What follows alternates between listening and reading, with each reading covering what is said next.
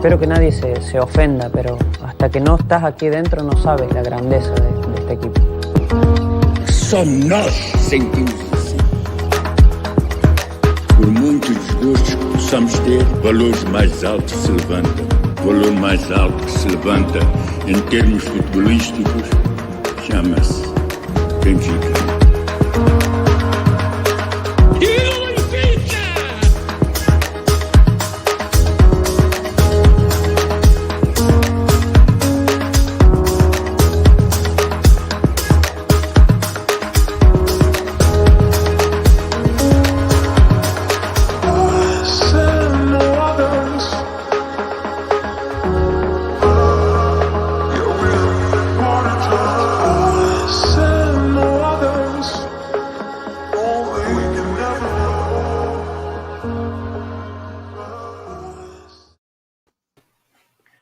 Good evening. Welcome to another O Continue Benfiquista podcast, episode 32.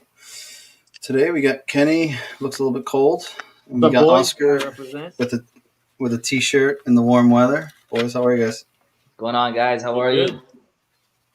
Not bad, not bad. We got a win to talk about. That's good. It's a positive. Yeah,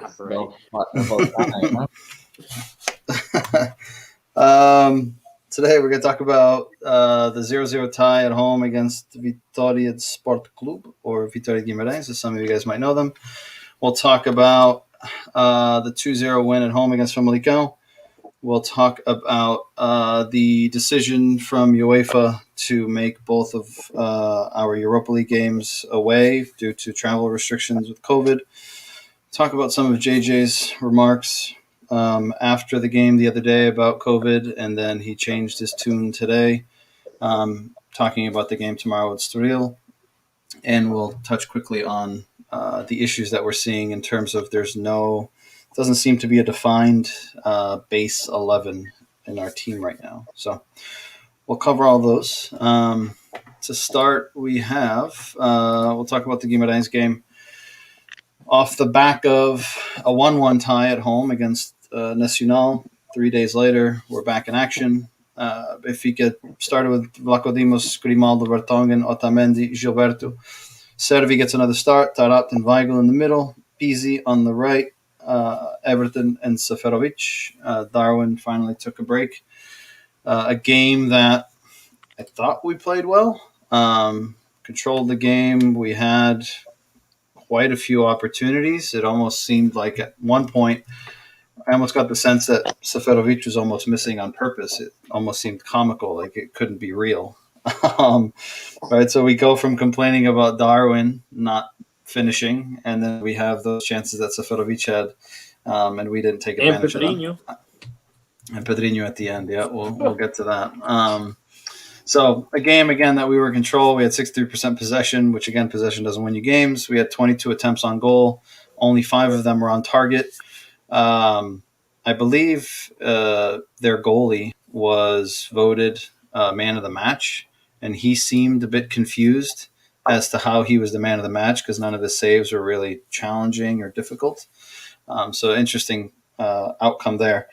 Kenny, I'll start with you. What are your thoughts on that game? Did you like what you saw? It seemed like we saw a little bit more energy, a little bit more interest, but final third just isn't there. I don't know. I think it's a lot of the same with Benfica. I think I don't know what the exact stats were, but I know we had over 20 shots, but 22 shots, but only 4 or 5 on target.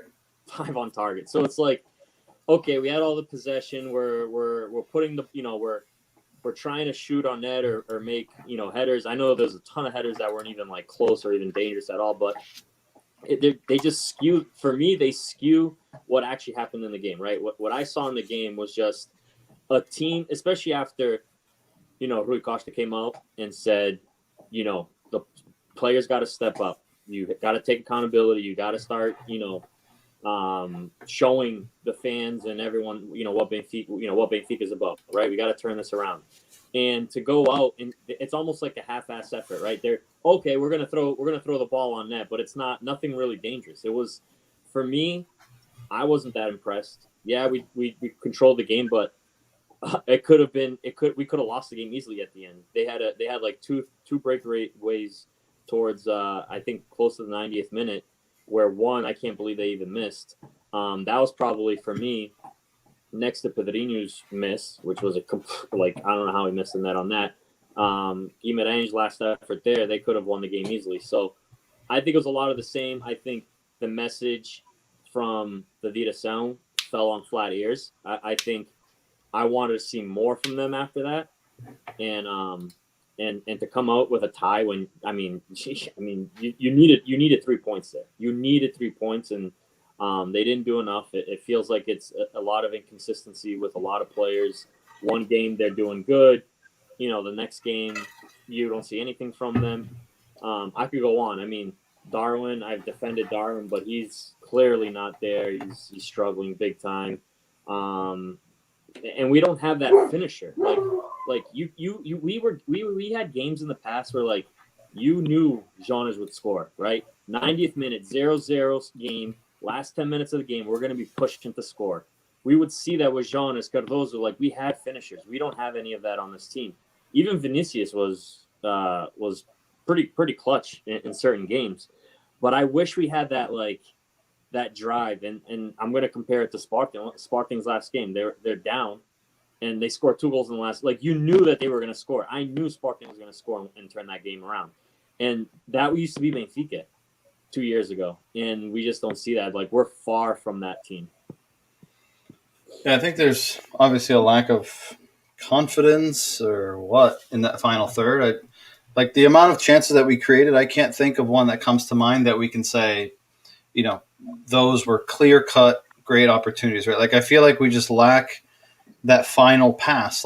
Pizzi's capable of playing it, but we don't have that one guy that's capable of, in 5 passes, 2 of them are half goals. We don't have that, unfortunately. What did you think, before I go to Oscar, what did you think about Everton coming out at halftime for Darwin? I thought it was an interesting move. I didn't think Everton was that bad in the game. I was very surprised to see him come off. I'm not sure if you thought the same. Yeah, I've kind of been surprised with the halftime. There's been more than usual, I feel halftime switches like that. I don't know what the reason is behind it. I don't know if it's tactical. I didn't think it was tactical. I didn't see it. It doesn't really spark the team in any way. Everton. I don't think he was that a threat in that game. He did a little bit better in the Famalicão. We finally saw a little bit of flair in that game. On that, was it the first goal that he kind of weaved through the defense? Yep.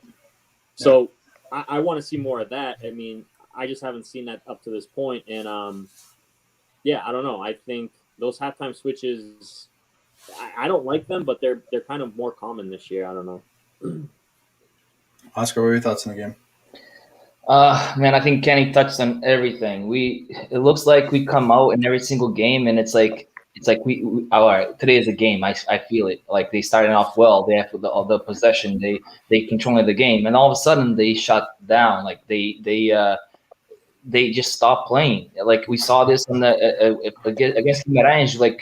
They say we created 20 chances and then 4 dangerous chances. I'm like, what? I looked at the highlights 3 times. I'm like, what chances did we create that were dangerous? The balls were headed. Those our defenders don't even know how to head the ball. They playing volleyball. I think they felt like center backs. We saw Coates, like Kenny said, come in clutch. He's a captain, put in 2 goals right for the spot they needed it.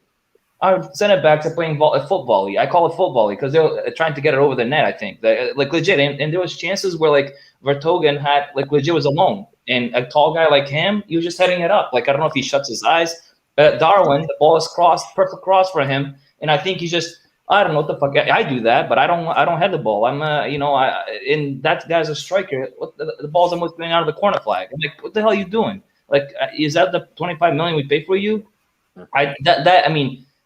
I heard a lot of comments the killer instinct, and I saw it in the Portuguese cast today. They're talking about we don't have that kind of. He doesn't seem like he has that killer instinct that he's born with it. I get he's young, but man, chances like that, you can't just completely put it that far away from the net. You can't. You're worth something, dude. Come on, you paid $25 million for you. Somebody saw something in you for you to do those kind of throw those chances away. So that was disappointing. But then again, we don't create. And the whole Everton sub at halftime, like, he might not be playing well, but that one thing with Everton is, like I said it in earlier podcasts, and you saw it against Famalicão, he's got the it factor. Like, he's got it. He hasn't shown it, but he's got it, and he can change the game any minute. Any minute he can change the game, do a little whatever. Like, he might be quiet the whole game, and then all of a sudden do something that can score, get us a goal, right? And I believe that he'll come out and do more of that going forward. I saw in the last 2 games, maybe sitting down on the bench helped him out. But coming in the last 2 games, I saw more of Everton, more Agarra, and I wanted to see that from more of him, and I'm starting to see it. We talked about Gilberto. He's been one of our best players in that field for some reason. Otamendi, we talked about him. He's been one of our best players in the field every game. Weigl, we talked about him being bad and get rid of him, and let's get William Carvalho, and he's been our best player for the last probably 7-8 games. Like, no questions asked. So like, I see things coming close. Like, our defense, I finally have a 4 in the back that I'm happy with. That's it. That's our 4 back line. They have to figure out the midfield, because I don't know what the hell is going on there. They just keep switching it back and forth. But then going forward from our defense forward, or from Weigl forward, is where everything is a mess, and he has to figure that out. So can I just say a couple things to that? So first of all, Otamendi, I forgot to mention, dude, if the half the team played with the heart of Otamendi, we would be in a completely different spot on the standings. Like 100%. And everyone complained about him in the beginning with coming in and getting like that guy. He lives the game. He is playing like I want a Benfica player to play. Did you guys notice one thing though? Did you notice when he scored, at least today, when he scored yesterday? He grabbed the shirt, but I think he noticed he was grabbing the Benfica shirt. And he's like, "Go, it's too early for this." but he feels it, dude. He feels it. I love it. And I'll also say, like, I know with the forwards, right, Oscar? You were saying we paid $25 million for Darwin. Look, I understand. I feel like Darwin's getting criticized, not only because of his play, but because of his price tag. Because if you look at it, Seferovic misses a shit ton of goals. Gonçalo Ramos missed a header like that. But those guys, are free. They don't have a huge price tag on them. And guess what? Not Gonçalo Ramos, but Seferovic's been on the team for a lot longer. And he still misses freaking wide open nets most games. So I understand Darwin has not played to his capabilities. Like, he's got to play better. But I think it's just the scrutiny is a lot higher on him because of his price tag, and every single forward on our team is like an identical player. Like, there is no difference between Seferovic and Darwin and Gonçalo. They're identical players, and they miss as many shots as any other player on the team. So yeah, but just notice this: like, when Seferovic got that year with John Felix, that he was scoring all the goals, like, legit. He was a killer. He had that year looked like he can, anything that came to him, he would finish, right? So yeah, but look at him since.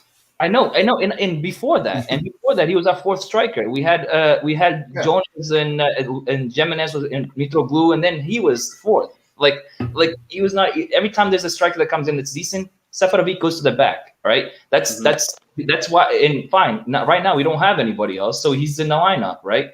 But Darwin is the guy we paid to be there, right? Seferovic is just a filler. I think he's just a filler. He's been a filler for us for like a long time. Like, he like easily can be the 4th striker if we have anybody that's decent.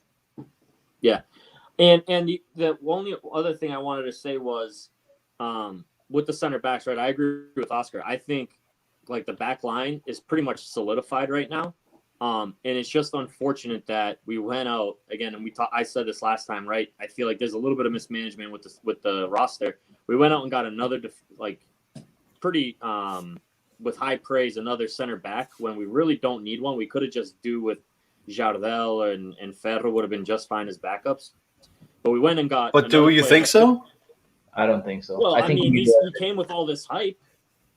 No, but what I'm saying is you're saying that we probably could have gotten through with Jardel or Ferro or Todibo and not bought a center back and maybe spent that money elsewhere. But right, is Jardel or Ferro good? Right, we've all said it here. Right, Ferro's not good enough. Jardel is past his time. If right, so say we didn't go get Lucas Verissimo, and next game Otamendi gets hurt, then what do we do? Right, then we're like, fuck. Right, are those guys? Yes, we could have had them, but are they good enough? Is the question. I don't think so. But I think now you have three. Like before, you had two starters and two bench players. Now you I feel like you have three starters, and one of them's going to have to ride the bench. And I think that's mismanaging the team. I think you could have I think you needed an investment in the midfield, or maybe, I mean, I know we just invested in two strikers, but maybe even another striker. And instead, you got another center back. Now, I think they got Lucas Verissimo because Otamendi next year is gone, and that's already covering for him. Yeah. And that's why they're getting ahead of it.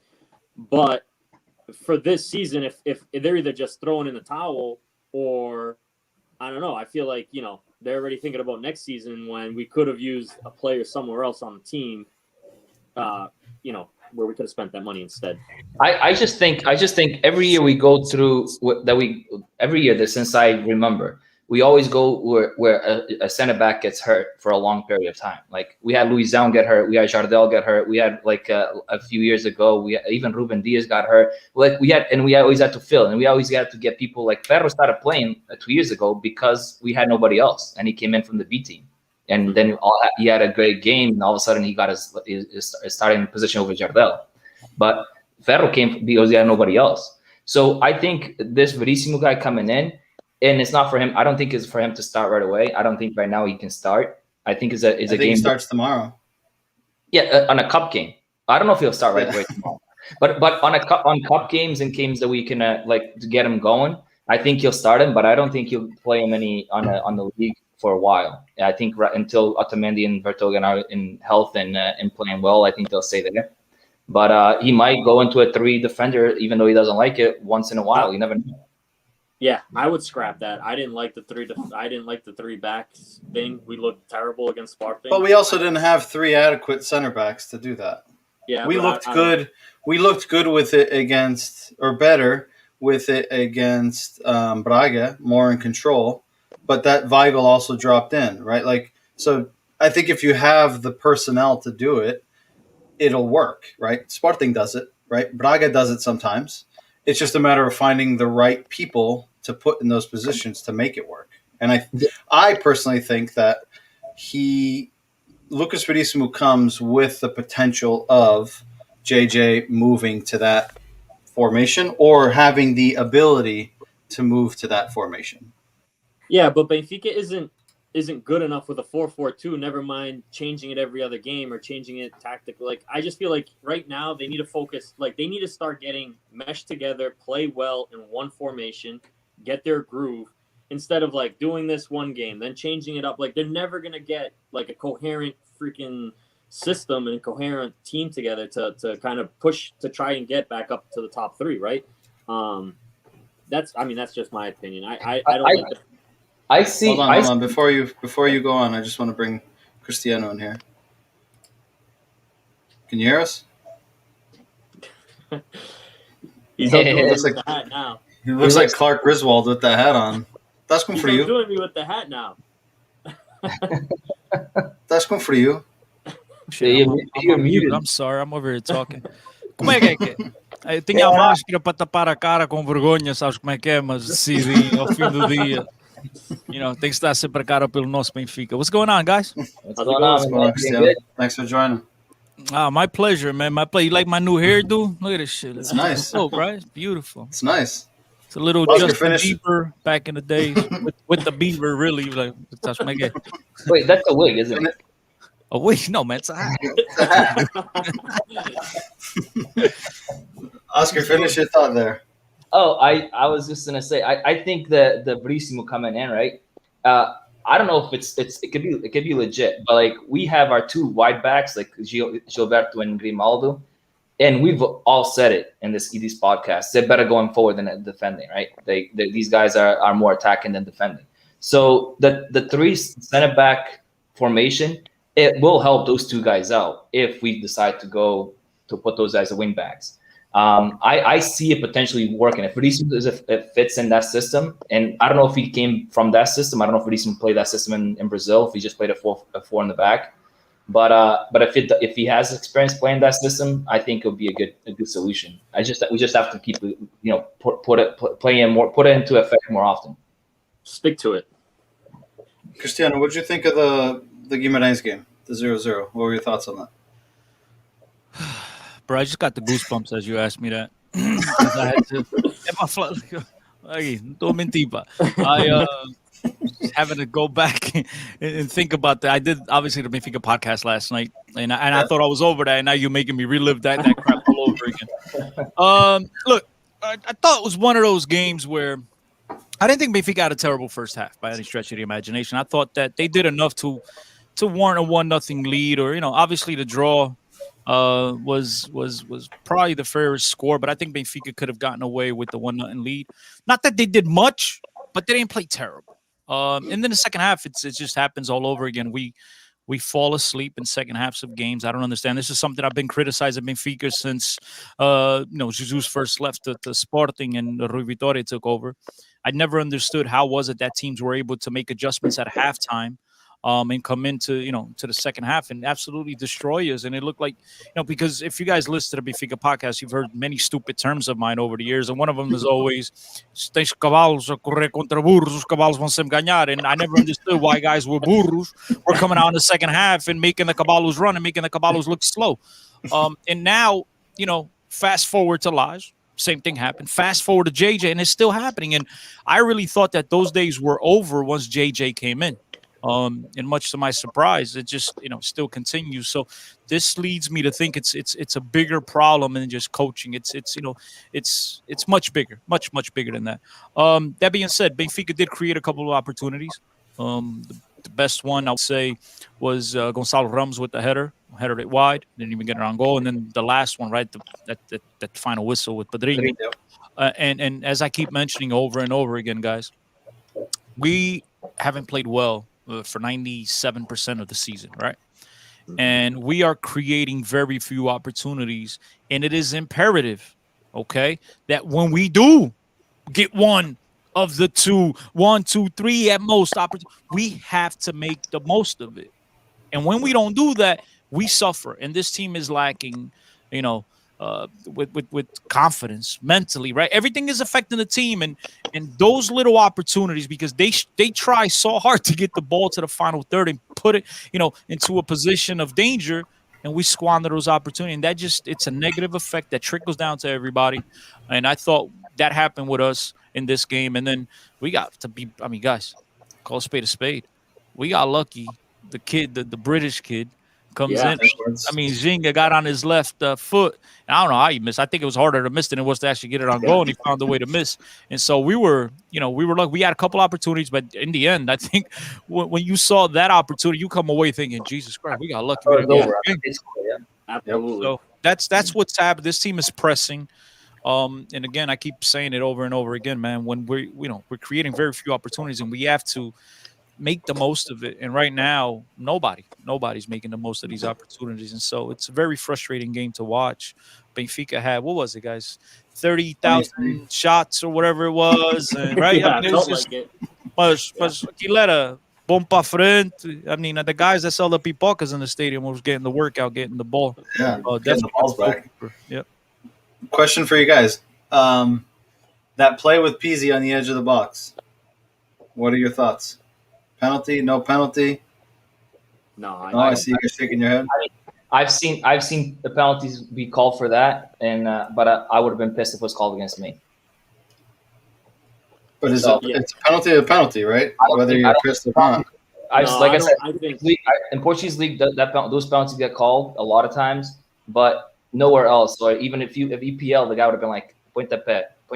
Let me ask you this: if that happens in the midfield, is it a foul?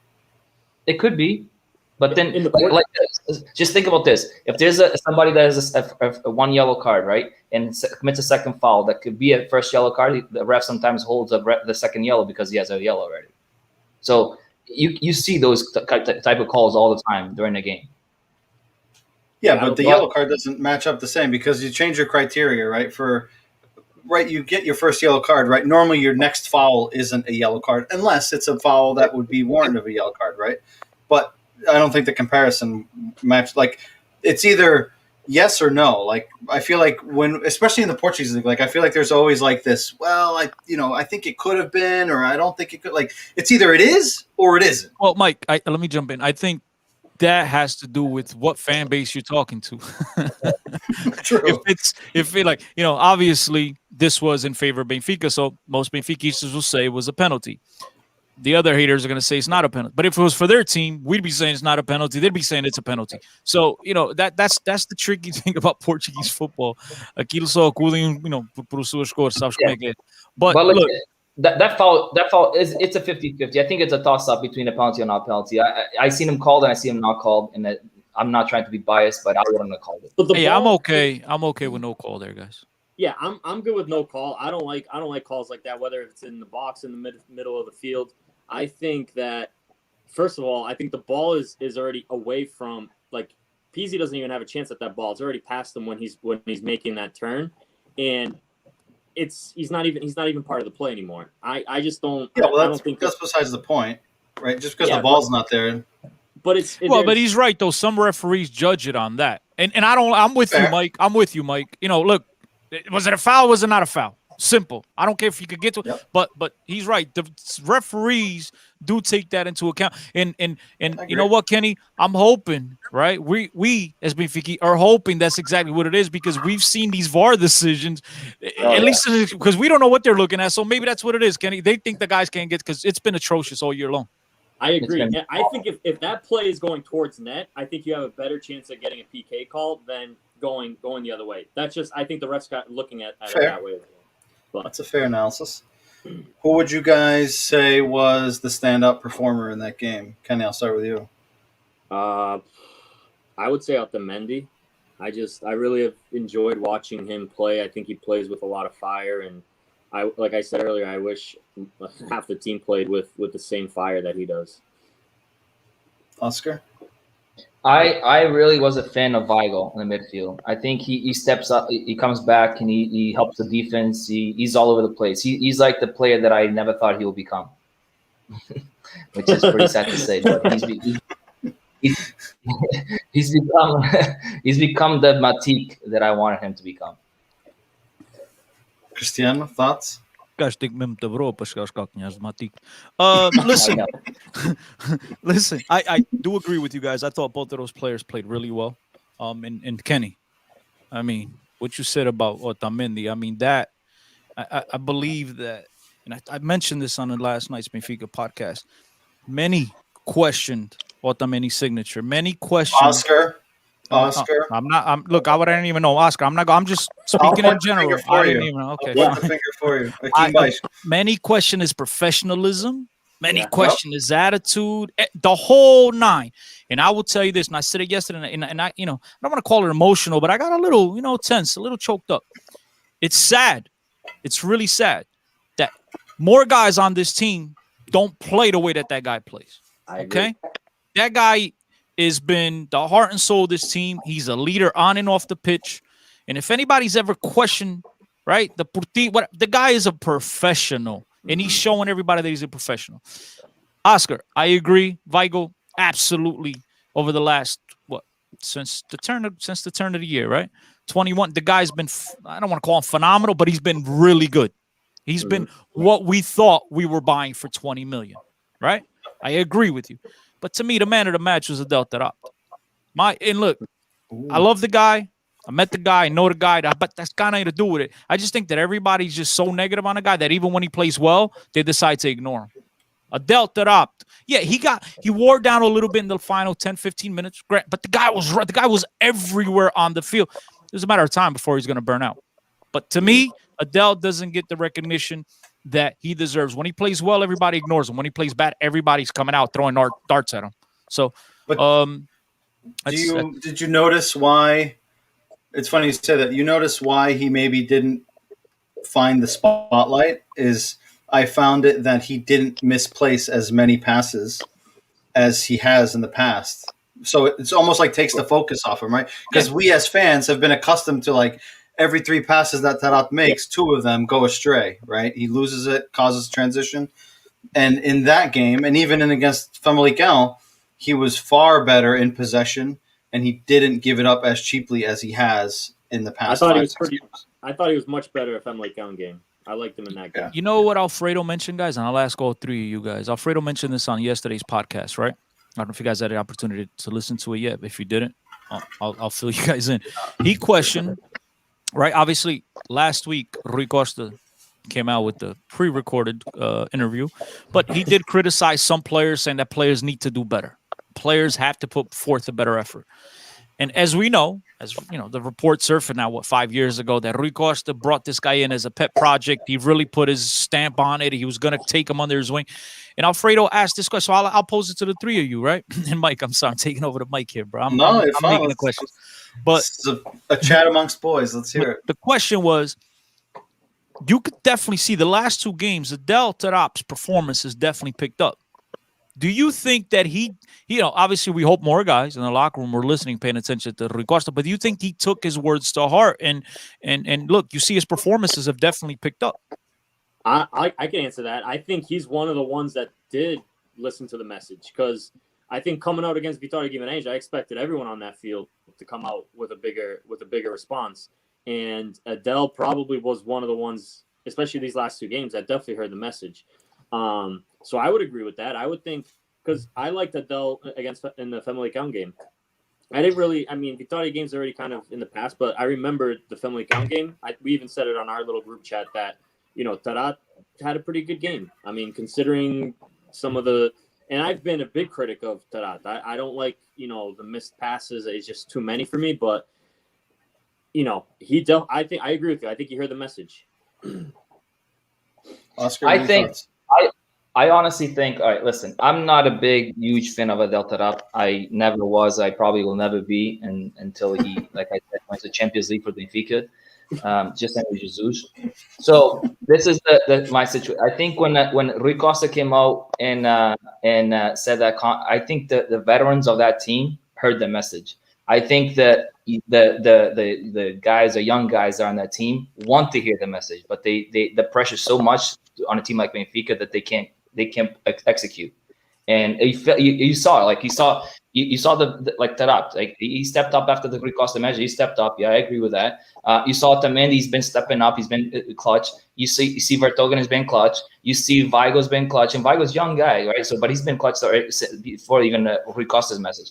But then you see the young guys like the Darwins and stuff like that, and the Steph. And I don't know how old Steph is. He just sucks. But like you see those guys, for some reason they can't. They don't. Even if they want to, they can't do it. I think it's too much for them. And yeah, but I think the veterans did hear that message. Yeah, I agree with the Tarat thing. I agree that he definitely has been better the last 2 games, and I hope that it's something to continue. Because listen, we've all been critical of him, right? Technically, he's very good. Technically. Like, we can't take that away. He's got great feet. His decision-making has just been bad. That's his biggest flaw, his decision-making. And for a player who wants the ball all the time, your decision-making has to be good, right? And that's his problem, is his decision-making out of 100%, his decision-making is 50-50, right? So you don't know what you're going to get with him. Either he's going to rip the defense apart, with a 40-yard ball that no one's expecting, or he's going to mess up a 5-yard pass in transition and put everyone on the back foot, right? Like, that's, you either get 0 or 100 with him sometimes. But when you say, Oscar, about the pressure, right, for the young guys, I don't know if I buy into that, right? Like, I get that there's pressure coming to Benfica, but if there's pressure now, what are these guys going to do when there's 50, 60,000 people in that stadium? Right? Like, can you imagine, right, if Darwin's struggling now with pressure, what do you think it would be like if that stadium was packed and the fans were there to, let him hear, right? And not all fans are like that, but there's going to be fans, right? There's going to be disappointment. What are they going to do? Dude would freeze on the spot. He wouldn't even come out the tunnel. He'd be like...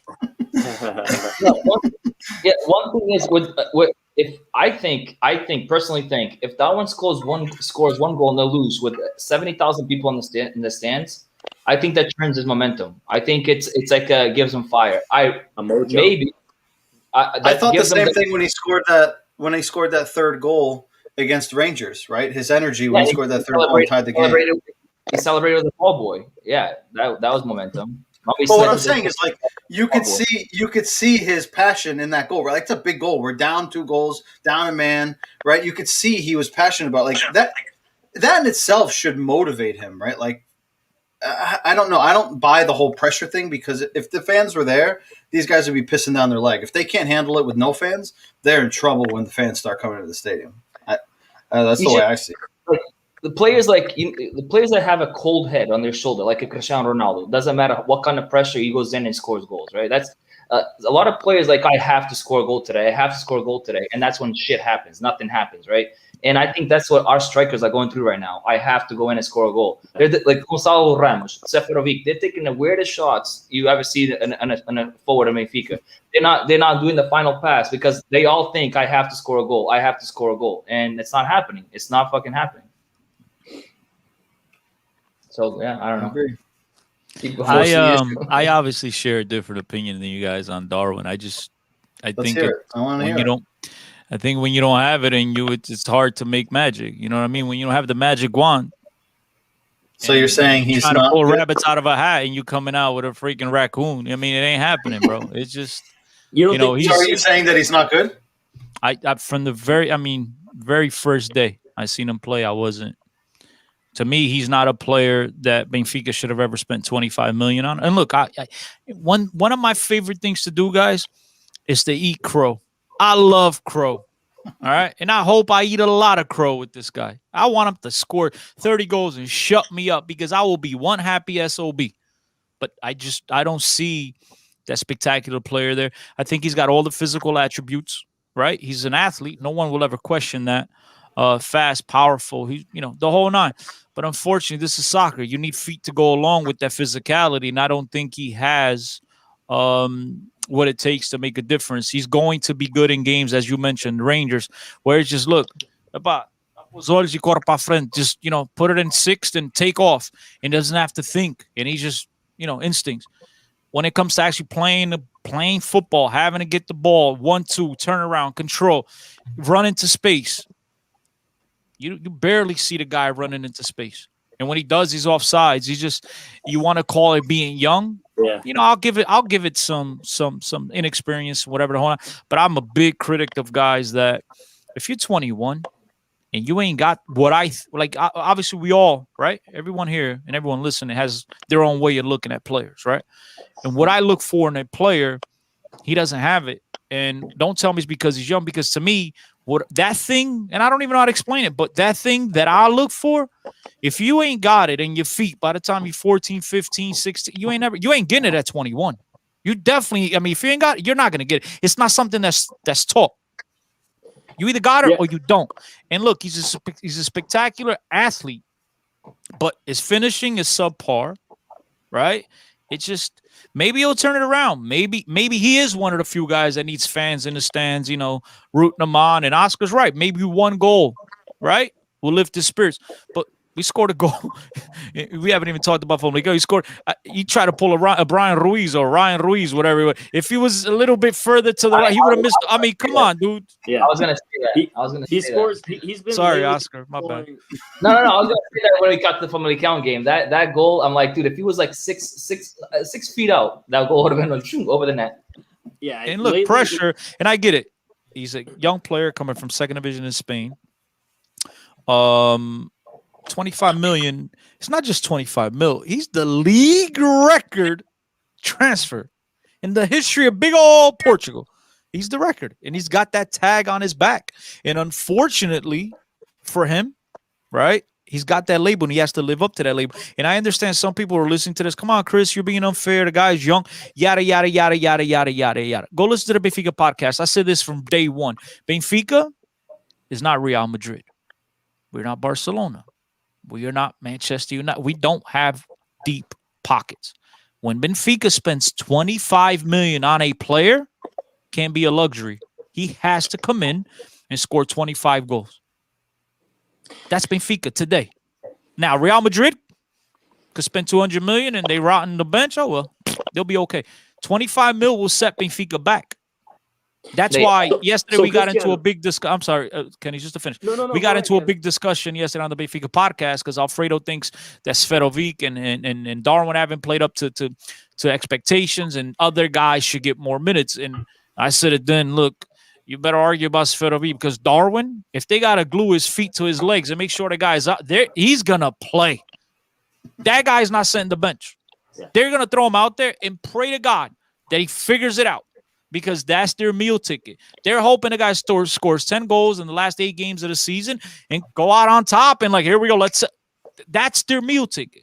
25 mil for Benfica is the equivalent of 250 million to Real Madrid. And imagine, even Real Madrid with Eden Hazard, right? He's been shit. Luckily, last year they were, but even though they can't take that. And they got much deeper pockets. 25 mil? Oof. Go ahead, Kenny. I'm sorry about that, bro. Once I start going, I was just gonna say, look, I've been a big I see the potential in Darwin, and I know that he deserves all the criticism right now. Like every time he seems to score lately, it's like a clumsy goal. It's almost kind of like gifted to him. So you don't see any type of skill around it. But I have to say, like, I agree with you. He's got to push through it because they're not going to bench him. And if I've talked to these guys about it. Sometimes I feel like maybe he has to come in as a bench player, kind of change the mentality a little bit and come in as a super sub and try to like spark it somehow that way. But I agree. It's a big price tag on him. And I think he's got to push through and you know, just kind of just keep going until he figures it out. But I will say that Benfica's put a bunch of like, who was the Mexican that played Jimenez. Yeah, Jimenez. What was that? 22 million that we spent on him? But it was Stações. It wasn't up front. You know, we all knew eventually it would have been 22 mil, but Benfica wound up paying a 22 mil because they knew Mendes already had 40 mil coming from somewhere else. So make it. Right. Well, either way, I think Benfica I think Darwin's going to be more of a longer term project.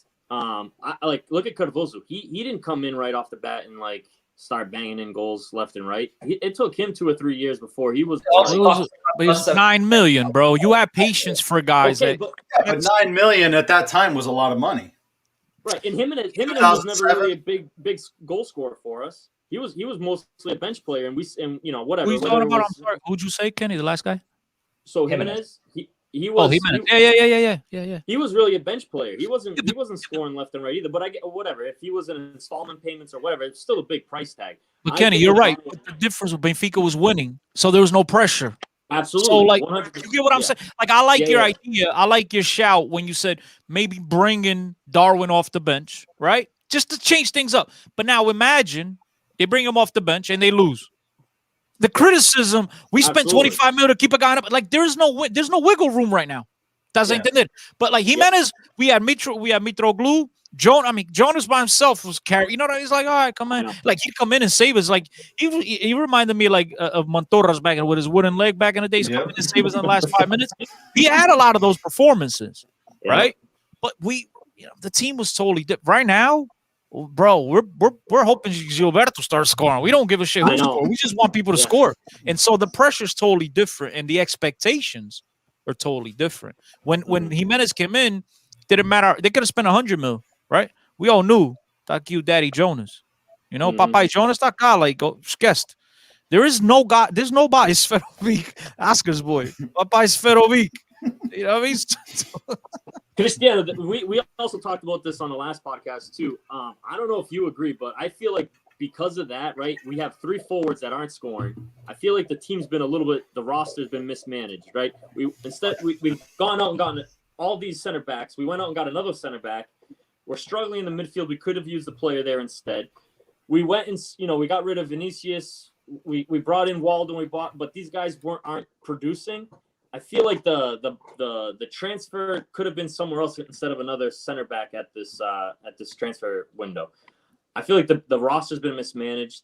I feel like I know we bought 2 new forwards, but they didn't pan out, and now we literally have no one else. We got Seferovic and we got the kid, and they're also not doing well. And it just looks bad, right? We have no other options. We have to put these guys out on the field. Look, but what do you, Kenny?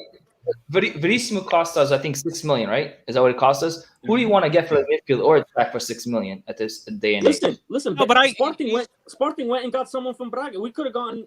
Why couldn't we go after? Mustafi. 19 million. Everybody wants Mustafi. It was 12 mil. Everybody wants Mustafi, the center mid from Braga that everybody's bragging about. Whatever. Mustafi's Arsenal. Two different players. They both wear red and white, bro. It's confusing. You know what I mean? So fair. No, but listen, Kenny. But guys, let's call a spade, right? You guys know I'm a JJ lover, right? They dropped the ball. I don't think anybody ever expected Benfica to lose that game to PAOK. Okay? I know. Now, we all know, even the haters, Oscar, you too, brother, you too, all right?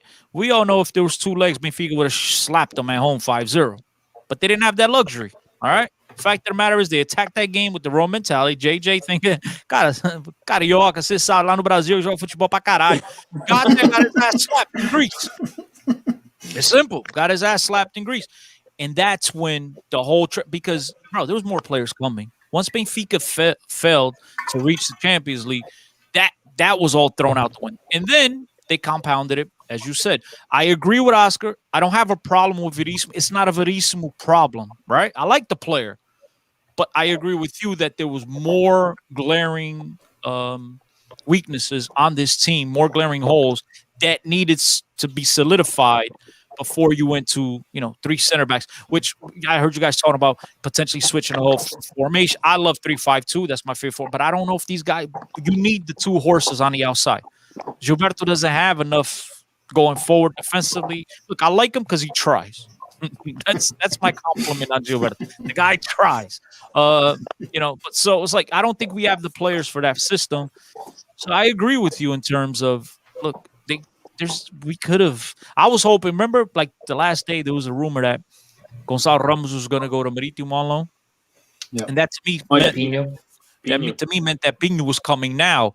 Which right now Pinho would have been. And look, I was going to say I was going to whatever. I crapped on Gonçalo Ramos on last night's Benfica podcast. Okay, but I want to make it clear. I don't think the kid is a bum. I think the kid's going to be a good player later on. He's not today. I care about today. And right now, Pinho would have been 10 times the better option, right? Because now you can take out a Darwin. Guy's got experience. We're talking about a 29-year-old, mature, totally different. But when that didn't happen, okay, is anybody else coming in? Yeah. But no, they didn't. They went and got themselves a center back because this was, and go to my Twitter. I think I deleted a lot of shit. Go to my Twitter. I said it in July or August. Verissimo will be a Benfica player in January. And you could tell a lot of this BS you see Jesus on the sideline. We wonder, is he pouting because he's been promised players he didn't get them? And this is a favor that they look, this is a promise, Oscar. Doesn't did it. Yo, what eles fez uma promessa? Teve que buscar. I said this earlier. I think getting Verissimo is more of a plan that they're already thinking about next year, right? Otamendi's out. Verissimo fits right in. Instead of thinking about the season this year, what they need right now, they're already thinking about next year with getting Verissimo in to cover for Otamendi leaving. I don't think Otamendi's. I think it'll be Vertonghen. I don't think it'll be. I mean, if one of them drops, it'll be. You Vertonghen. think so? Yeah, I think so. Is Otamendi's price tag? What's wrong with his price tag? His salary, Right now, though. Man City's covering some of it now. So what? What do you think? Vertonghen's there on cheap too? He's not making as much money. I don't think he's making as much money as Otamendi is. If City's paying half of it, what do we care? But it's only for the first year. They don't cover that same price tag after the fact. That part I didn't check into. I still think that if Benfica lets go of Otamendi, it's stupid business. Vão ter que vender mais camisolas à feira para arranjar dinheiro. Vão vender puto Seixal. Vais a Jorge Mendes and they'll sell 4 of them for $1 million each, like they did with Cancelo and all those guys. And the guy that fans next year. I know. All right, let's move on to the Famalicão game. Benfica wins 2-0. Darwin scores. We'll talk about that. Benfica started. JJ made some changes again. So Benfica starts with Odysseas in the back. Back line stays the same, which is good. We're getting some consistency here. Grimaldo, Vertonghen, Otamendi, Gilberto. Midfield, further up the field, Weigl, Tarat, Everton, Servi, Seferovic, and Darwin. Kind of a classic 4-4-2. a game that I thought we started well. I thought we controlled for the most part. I know the second half maybe wasn't as pleasant. 13 goal attempts, 5 shots on goal. We put the game away fairly early. I think it was 7 minutes in. We already had the 2-goal lead. Could have scored 1 or 2 more. But then it seems like the team kind of ran out of gas. Did you say put the game away? Usual. I don't feel like it was that way. But go ahead. That's fine. We'll hear your opinion. So 2-0, take 3 points after that draw against Guimarães at home. We're still 3 points back from second place. We're 11 points back from first place. Cristiano or Oscar, I'll start with you. What was your thought on that game? All right, so we started off the game 2-0 basically. Those, like Cristiano said, I think every time we create a few chances, we have to score those goals, right? And that game started off 2-0. Any other time, this game would have been 5-0, 6-0. We're gonna just keep pounding it throughout the game. After the first 20 minutes, Famalicão had a chance to come back in that game. They hit the post, right? When at the 25th minute, they could have brought it back to 2-1, right? When it hit the inside of the post. Easily could have been a game. And we, for some reason, we just, after the first 2 goals, we disappeared. Like, hey, we already won the game. And let's just play around like we're playing the field, in the playground, and not care about the scoring some more goals to finish the game off. Famalicão had so many chances to come back and go back. Yeah, we had chances to go up like 3-0, 4-0, but we don't take advantage of those. And Famalicão easily, with 1 goal, could have been back in the game way before half. So I felt that. But you're saying, right? Like Benfica could have easily won the game if Pedrinho scores that chance that he had against Guimarães, right? Like it's if, right? Like it. Right. If Benfica scores a 3rd goal, then maybe we score 5 or 6. No. If Benfica if we get one of the 20 penalties, you know what I mean? And all this. No. I just felt like at 2-0, we were at the 6 minutes in, we're up 2-0, right? I felt that game like usually any other year, I would have felt that game is won. There's no chance they come back. With this team, with the chances of Famalicão scored and especially hitting the post, I never felt that way. I never felt that way until the 80th minute. And the 80th minute, I'm like, all right, even if they score 1, we still have a little bit of room. I haven't felt that way. That's how bad I think I but where is that, that's my 2 cents. No, I was gonna say I haven't felt like that all season. I mean, I think it's more of what we're used to. I'm used to Benfica, kind of packing it in and in the second half especially, and just kind of ride it out and see if shit hits the fan. I knew that we were gonna lose points against Vitória Guimarães, and I had a feeling. I just had a feeling that we would have won this game 4-5-0. Traditionally, I think we would have. And I think we're going to go on a run here, probably. I think I said 6 or 7 game run where we're gonna have a good win streak with some losses over there against Arsenal. But for the league, I think we're going to go on a run here. I think the schedule opens up for us, but I don't think we're going to blow any team out of the park. I think they're going to be dumb games like this where we either take a quick lead or we kind of just painfully go through the game and get Darwin to luckily bounce one in here and there. But I mean, I am happy that some of the guys, I think, like we talked about earlier, heard the message. I think Tarat had a good game. Servi, I thought, had a good game. So hopefully, because the schedule gets a little bit easier, we can kind of gain some momentum and put in a run here and hope that the other guys lose some points so we can get closer. But I don't know. I this is pretty much the typical game that I've expected all season long. Cristiano. Bro, this game reminded me of a 1990s Mike Tyson fight. My man comes out, balls against the wall, and if he doesn't get the knockout punch, he's going to wind down throughout the rest of the game and just coast, and that's exactly what Benfica did. In 7 minutes, they looked like world beaters. We thought, could we pop? I know Oscar was thinking this. We're going to get another Nacional 10-0 result here. Woo! It looked like it. And then it was like, okay, more of a same old. And Oscar, man, I'm tending to agree with you a lot today, man, which is with this team, you're never comfortable. It's like, it looks great, but the parachute's going to give out at some point. Like, esta merda. And we luckily, right? But like these guys said, ifs, right? Ifs. The other team's playing as well. Luckily, they didn't convert. And I thought we played a lot better. To me, the key thing about games like this one from Famalicão, right? The important thing, guys, is getting the 3 points. I don't give a shit how we get them. Yeah. It's just to build confidence and start tacking on points and get some type of consistency to build forward. Because Benfica's not losing another game in the Campeonato the rest of the year. All right, we're not losing. I didn't say we win more. I didn't say we win more. This up. Once this team starts rolling, we expect the results to start coming because they're not what we all thought at the beginning. Oh my God, this team, vamos ganhar. Like, me, Benfica by, Christmas. It's wrapped up. No, they're not that team, but they're not this bad team as well that we've seen of late. We'd expect them to get a lot better, and once these guys start getting confidence, hopefully, we start getting some positive results on consecutive weeks. Now, let me ask you guys a question. This is a question because we play Famalicão. This is the first game on the second round, right? So first game on the first round, we won 5-0. Do you think we got better or worse than the game? Worse, but. Oh, now who do you blame? You blame COVID or you blame Jesus?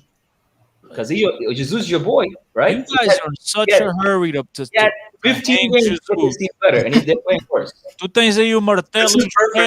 This is perfect because we got JJ Lover here, and we got JJ Hater down here. This guy went in his whatever you want to call shed, brought out the hammer and the pregos, ready to hammer down Jesus. Pa, calma. The guy, look, hey, listen. There's plenty to criticize. Plenty, I agree. As a JJ guy, this is, with the exception of 1 or 2, this is not the JJ at least I thought I was getting. It's like his soul was left in Rio de Janeiro. But let's call a spade a spade. Benfica has not played well all year, but guys, the COVID lately, last month, 2 months, hasn't helped as well. So it's real difficult to really put a finger on it. We just know that it's a collective blameness, right? We're gonna blame. It's not just the coaching staff. It's aquilo é tudo. E os jogadores não estão a render o que são suposto. We talked about how a lot of these guys, with the exception of 3 players on the first team, everybody's had COVID, right? Luckily, and thankfully, me and my loved ones have stayed away from it. I don't know if any of you guys have been affected. If you have, I'm glad you guys have recovered. This goes for the listeners as well. But if you guys have been through it, it takes a lot out of you. And these guys are world-class athletes. This ain't, tomorrow you wake up, you go to construction with a jackhammer and you're back to work. You know what I mean? Like, no, these guys have to perform to levels that, none of us have to. Thankfully, right? The strict diet system. But it takes stuff. It takes a little bit out of you as a player, and some of these players haven't been the same. Darwin hasn't been the same. Sferovi, and now you're hearing room that these guys starting to feel. Look, a guy that we criticized so much over the last 2-3 months, and deservedly so, and now we praise over the last again. Dealt it up. He did. He was effective. Was that the we don't know, right? I'm not a doubt, but maybe that's played some type of role. Fact of the matter is that at one point, Benfica had 11 players out. You can't tell me that that's not an excuse. Oscar, I don't want to say it's why they play bad all year, but you can't just say, he said bullshit. No.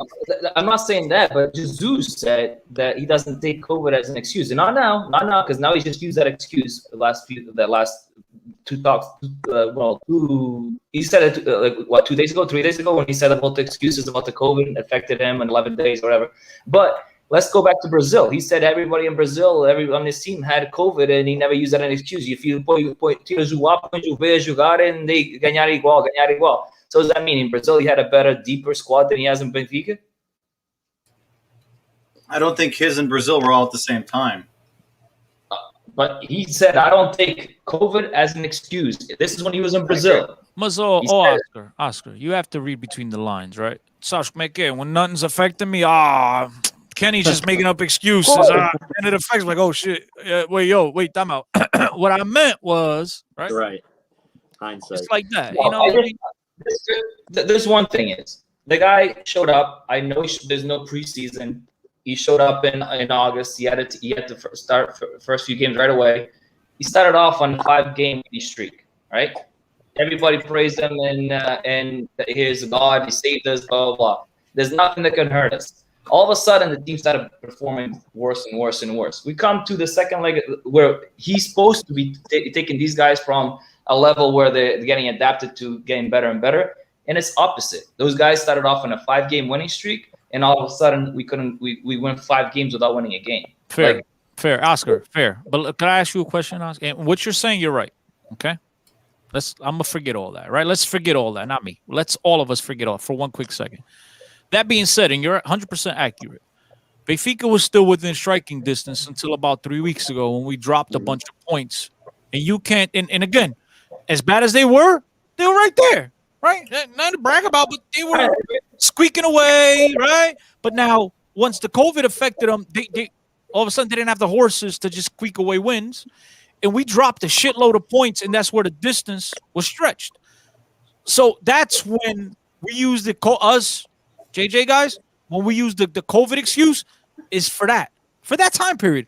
The rest of the year, you're right. The players, coaching staff, I mean, you name it, nobody's been anywhere near expectations. But when we use the COVID, it's in the last. How many points did we drop, Mike? We lost to Sporting. Let's see. We got that one. The guys came back the day before. So if you don't want to count it, yeah, I think we lost like 7 points. If you don't think that all right, the guys weren't on COVID no more. Okay, they came back the day before. Were they training for the last 14 days? I don't know. So I mean, that's when the COVID excuse comes out, Oscar. In the last four league games, we tied Nacional. We lost to Sporting, we tied Guimarães, and beat Famalicão. So in those 3 games, we lost 2, 5, 7 points. Yeah. So another thing is, we're not the only team that had COVID issues. I know we had a lot of COVID issues. I know. I'm just saying. I know. I'm not taking that as an excuse. But we're supposed to be the team that spent $100 million this year. That has supposed to have a deep squad, right? We're not a team that like a Sporting that has 11 and then supposedly no nothing on the bench to come in if somebody gets hurt, right? We're a team that spent $100 million to have a deep squad, right? All right, that's point 1. Point 2 is we're performing. Our performance sucked, even though we're getting those points, and we called it on this podcast that it was a matter of time until we start losing these points because we're winning games by luck, by one shot that just ended up deflected in. Why not? Well, we're getting those points. And we had Tank here that's saying, what matters is the 3 points. What matters is the 3 points. I'm like, dude, our luck is going to fucking run out. It's going to run out because we're not performing to win these games. We're not performing to win these games. All of a sudden, we drop points left and right. And yeah, our luck did run out. Now we can't score for the hell of it. You call it luck, but I call it when you're struggling to win with your first line guys, right? And then all of a sudden you're down to your third and fourth line guys. I mean, you want to call that luck? I call that COVID. You can, but I can't. Listen, the Portuguese league, a second line guy for Benfica should be a first line guy for any other team. You hope so. I would hope so because he's the Benfiquista in us. Now everybody keeps meant the 100 million. Which I did the math. I'll be the stupid order, but I don't. It didn't reach 100 million. But whatever. Darwin 25 bust. Everton 20 or 22. Nah. Pedrito. Nah. Waldo. Vigo's already there. That's what I'm saying. These guys want to throw Vigo to make it the 100 look really pretty. And the same thing with Otamendi. Otamendi's 15. Otamendi's 15. Waldo's 20. Okay. No, Waldo's 15. Otamendi's 15 was a throw-in. Was like, look, we're going to give you 63. In reality, you're only getting 48 for Ruben Diaz. We need to make this financial fair play look decent. And for you doing that, we're going to play half of his salary, but you're going to give us back 15 for Otamendi because we need to show that we're getting income back or else we'll violate the financial fair play rules. So if you want to throw that 15 in there, knock yourselves out. But I don't throw it in, but that's okay. But Vigo is already there.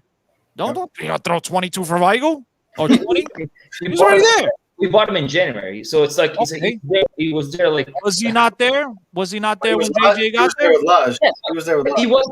I'm not saying this on Jorge Jesus. I'm saying this on the Benfica. We wasted $100 million on 2020. All the guys I'm saying the guys you bought. Darwin 25 bust. Pedrito, Everton 20 bust. Pedrito, we don't know. He plays well, but we got to call him a bust because he's not a regular, right? That's what 18 mil. So 18 and 22 is 40 plus 65. 15 for Waldo, and then 1.5 for Gilberto. Who else did we go get? Who am I missing? Who else? Well, who else did the big teams in Portugal get? How much they spend?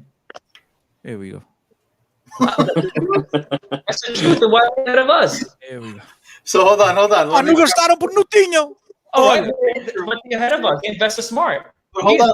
Let me add to this conversation. So, one of our next topics was JJ's speech after the Famalicão game when he said, "I lost 11 weeks. I wasn't able to work with the team completely. I had guys out. I had guys at home. We had training staff out. There were phases of that over that course of that time where we weren't all together. We coached. We practiced in different phases. One group now, one group later. And then today he came out and said, it's not an excuse, like Rui Costa said, blah, blah, blah. So it's almost like it's almost like there was some pressure on the inside that said, listen, what you said after Famalicão contradicts what we said in our pre-recorded message, like Cristiano said. But just kind of adding to the conversation, right? Like, we talk about COVID, not an excuse, right? And again, we had 11 players all together. We had something like 23 people all together in one shot, coaching staff, players. Again, that impacts not just physically and health-wise, but the coaching aspect, right? Like, if you can't coach your team, right, no one's there, your stuff. So what do you guys, like, let's pick that up and add to this conversation. Like, do you think there's justification there? Kenny, I'll start with you since these guys have argued with each other. well, that's where I think that aspect of the COVID conversation, that's where I can kind of get behind Jorge Jesus in what he's trying to say, right? For me, the inconsistency and I don't know exactly how the training sessions worked, but if there is inconsistency with the training sessions where there's, you three got to work by yourselves over there with one coach at 9 in the morning, and then this group here has to go in the afternoon, and if you're dividing, like, there's no how can you get a proper session in, right? You're basically just doing individual workouts. You're not working as a team. You're not working tactics. You're not able to coach. So for me, that aspect of the COVID conversation, not the disease. I mean, obviously that's bad, but like the effect it has on the training schedule translates to the game. That's the direct translation to the game and how we compete. And tactically kind of play the game. That I can stand behind Jorge Jesus and take his side on that, because I think that's huge. I think that's the biggest component. Kenny, to throw in this, and I keep going, but I just want to throw this in. Even with the COVID exceptions, right? Before that, Benfica's playing a game every 3 days. So they weren't even training because they got to recuperate for 2 days. It's just walkthroughs. The guys aren't training. So he didn't have, and this now sounds like I'm making an excuse, right? But whatever. He didn't have the regular preseason with the guys in Suiza beating up on a bunch of cooks, right? In scrimmages. And so, like, it sounds like an excuse, but these guys weren't training on the regular as well. So take it for what it is. To an extent, there is something there. There is something to say about that. Now, is it a full-on excuse to lose 7 points in a span of 3 games? I will never. Yeah, never. I mean, you lose 3 points, fine. You lose a game against Spartan, fine. But against the littler teams, you have to. You just got to pull through. The situation that you're in. You know that you got a tough schedule in January. You gotta find a way. That's when you have to depend on Darwin to come through, right? And unfortunately, it just hasn't panned out. In previous years, we've had Jonas, right? You knew Jonas would come through in the last 10 minutes of the game if you needed a goal. You don't have that this year. You haven't had that in the last couple of years, and it's unfortunate. We thought Darwin would be that guy, and he hasn't. But at the end of the day, I mean, to an extent, I can kind of get behind Jorge Jesus. That piece of the COVID conversation with the training schedule, that has a huge effect in going into games. Wait. I'm of the same opinion. Before we continue, wait a minute. You said you guys use an COVID excuse as why we lost 7 points, right? I'm going back to my little score sheet here. All right. When we started having those 11 players with COVID, was what game? After Portugal. Nacional. Remember, they tried to get the game. It was after the Porto Supertaça game. So after Porto. So it was Nacional the next game. Braga. Was it Braga? No, but Braga was for the Taça. Correct. So Benfica tied Porto. They lost to Braga. But he's talking about points, though. He doesn't care about Taça. He's talking about Liga. So we tied Porto Najantes 1-1, right? And then we were fine there because we had all our players still, right, against Porto. We no COVID issues there. We had them all but Pizzi. Pizzi was out. Yeah, fine. That's one play. And then we lost against Braga to the League Cup. I don't count that because it's a League Cup. And then Nacional is the game that we tried to post. So Nacional that we tied, all right? After that, we beat Belenenses 3-0. We lost to Sporting 1-0. All those, the tying Nacional is not out of this world, right? Losing to Sporting, even though it hasn't happened in 20 years, is still not out of this world. They're whatever, decent this year. And then we tied Guimarães, but we had our players against Guimarães already, right? We had our players back because we got them back at the game before Sporting. And we had them against Guimarães, and now we won against Famalicão. So what games did we really lose when we had those 11 players up, other than the Porto game we tied in the Santos? We lost points against Nacional, and we lost points against Sporting. But we're not saying that we're missing players only. Like, the missing players aspect is one thing. The after effects is the other aspect, is what we're trying to say here, right? Like, it's not like you come back from the cold, right? And tomorrow it's just turn the switch back on, let's go. Right? Like, there's more to it.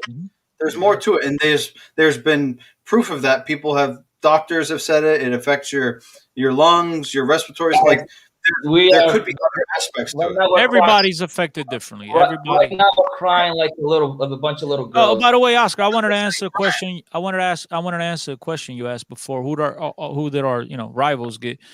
Porto got the world diving champion, gold medalist Taremi, right? Obviously didn't spend 25 on them. Benfica could have had them in January for $2 million. They turned them down, but whatever. And then Sporting got arguably, the two most impressive players. The Gonçalves, the kid who leads the league in goals with 14. Porro, they went out and got them. Adan, they didn't spend $100 million, but they went out and got players. So let's not act like everybody was sitting at home, on their ass and trying to light a fire. And that's my point. They invested smart. They invested. How much do you think they spent on Pedro Gonçalves and Porro and those guys? They paid like $9 million or $12 million for 50% on Gonçalves. Those two guys. Mas ouve lá. Se eu tenho dinheiro, né? E eu vou comprar Ferrari.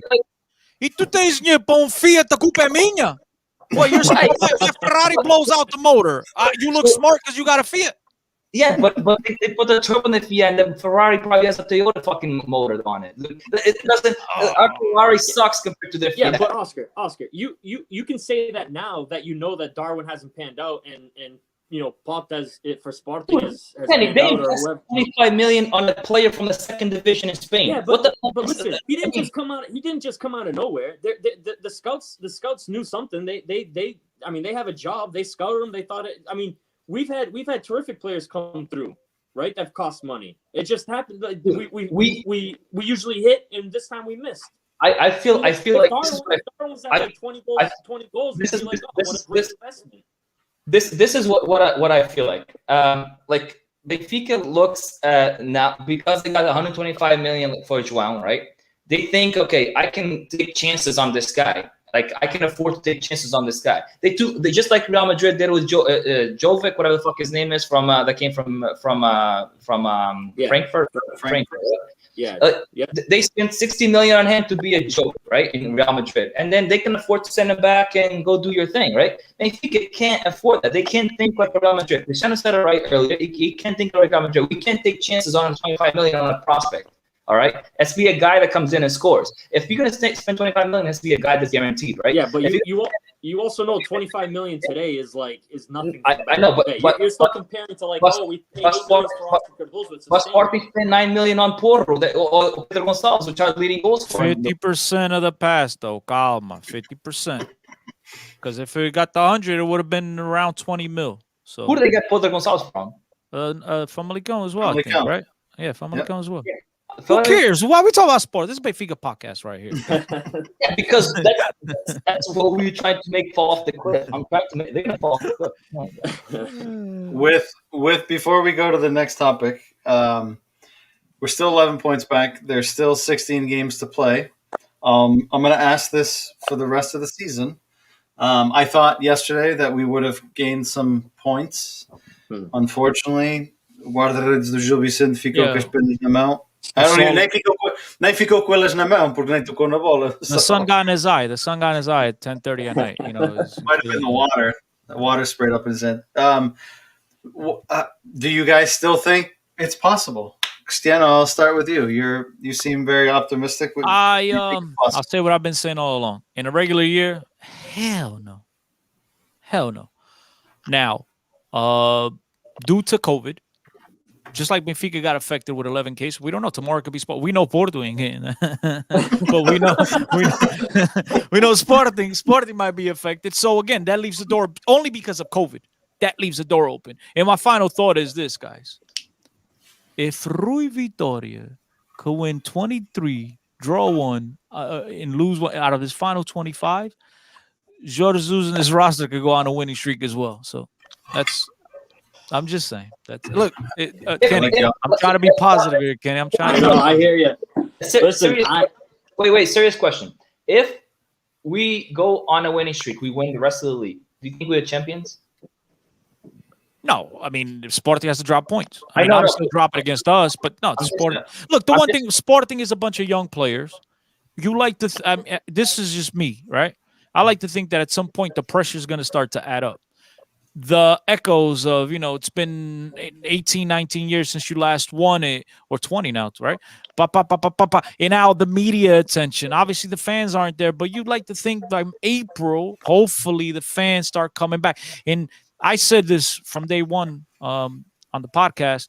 I thought that no fans in the stadium was going to favor the young teams, the smaller teams. Because, again, bro, you ever try to come out of a tunnel with 50,000 people screaming and hollering? You're shitting your pants. So now you got nobody. It's a practice to you. These players already. The big team players are the guys that are going to miss that support. They miss that that buzz in their ears.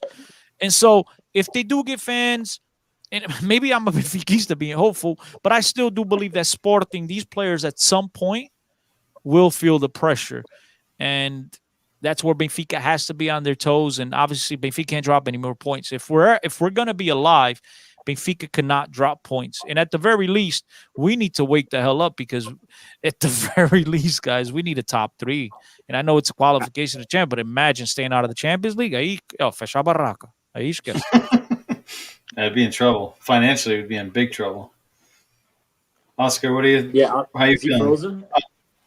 No, his internet connection's as shitty as his commentary today. I'll let you go first. Pessimism. My commentary sucks. I got the bad news. You might have good news. So negative, Nancy, today. I love your commentary, Oscar. Keep it up. Keep it up. All right. So I believe that, listen, 11 points behind. Well, not 11 points. We're 11 points behind Sporting and 5 behind Porto. So it's a total of 6. 3? 3, yeah. Yeah, all right, so we're really down 12 to Sporting because we lost 1-0, so they got the tiebreaker. But whatever, that's besides the point. Yeah, but it's that because we can beat them 2-0 easy at home. Yeah, exactly. Joke. So we're 14 points behind first place, right? We have to make up 11 points on Sporting and 3 on Porto. It's not like when we have to make up 11 points on Sporting, we have to make up 3 on Porto as well. So if you add them all up, it's 14 points. We really need. Like that's na escola, pá. Okay, yeah, stay with it. The 11 is the one that matters. So what are you gonna add? You're gonna add Bragas too? Let's add Riwavs. No, we don't want to. Ahead of us right now is 14 points ahead of us. If you add them all up, because we're not. If we can play Sporting, but Porto doesn't lose, we don't become. We can make up those 11 points on Sporting, but if we don't make anything on Porto, they're champions. So we have to make 3 on Porto and 11 on Sporting. Yeah, but in order for us to make up the points on Sporting, we can't lose any more points, which means we're going to beat Porto. Right, yeah. But we could. There's enough points to lose the game here and there and still pass Sporting with 11 points. That's enough games in there, enough points in there, right? We have to make 3 points on Porto, 11 on Sporting. That's 14 points you have to make up in the first and second place, right? So if Sporting, like I said last podcast, if Sporting was in second and if Porto wasn't where Sporting is right now, I would toss it out. I still think Sporting has a cliff ahead of them. I do. I'm gonna fucking go until the end of the campeonato with this shit. You're going to the grave. And I think they're gonna fall eventually. I thought they're gonna fall by now, but I'll give it a few more weeks. They're gonna fall. And the thing is, now we have the Porto. We beat them at home. We got the head-to-head with them, right? So I'm waiting for Sporting to And a lot of the fans don't have the parachute ready, man. They don't, and then when they fall, they're gonna fall hard. They should have got the parachute. So Kenny, you share the same Downer now? opinion? I'm the Debbie Downer. Here we go. So here's my analysis, right? We got a 4. I mean, I think Benfica's out of the race for the Campeonato. Could they challenge for second? Absolutely. But I think there's a 4-game swing, 11 points. It's a 4-game swing. I think the season comes down to 3-4 games. So in those 3 or 4 games, 3 of them are against Porto, Braga, and Sporting. We haven't beat any one of them this year, and we're gonna have to beat all 3 of them. So for me, I think the Campeonato is out of reach. I think we can challenge for second at best, but I'm also not giving the Campeonato to Sporting. Porto can easily win the league, and we'll just challenge for second with whoever's there at the end. But I agree with Cristiano. I think beating Benfica, Sporting put a ton of pressure on themselves to not fuck this up.